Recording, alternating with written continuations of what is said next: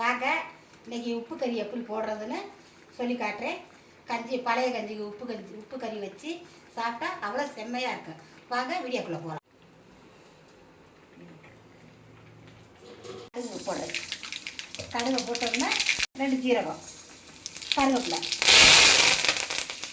பட்டை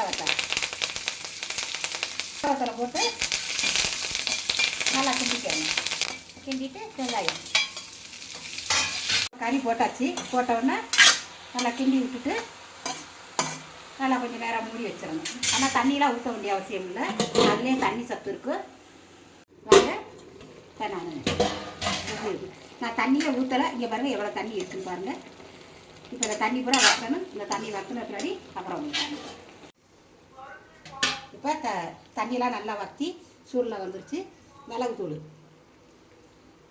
மிளகுத்தூளை போட்டாச்சு. கொஞ்சோண்டு சீரகத்தூள்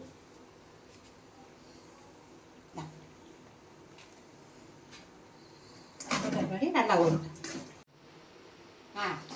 இப்போ மிளகுத்தூள் சீரகத்தூள்லாம் போட்டு இப்போ ரெடி ஆயிடுச்சு. கீழே இறக்கி வச்சுட்டு உப்பு கறி ரெடி ஆயிடுச்சு. இப்போ எடுத்து வச்சுருக்கேன் பழைய சாதம். இந்த கஞ்சிக்கு இந்த உப்பு கறியை வச்சு சாப்பிட்டா அந்த வெயிலுக்கு அவ்வளோ அருமையாக இருக்குது, சுவையாகவும் இருக்குது. நீங்கள் ட்ரை பண்ணி பாருங்கள், நல்லாயிருக்கும். இந்த மணவாள கிச்சனை நீங்கள் ஃபாலோ பண்ணுங்கள்.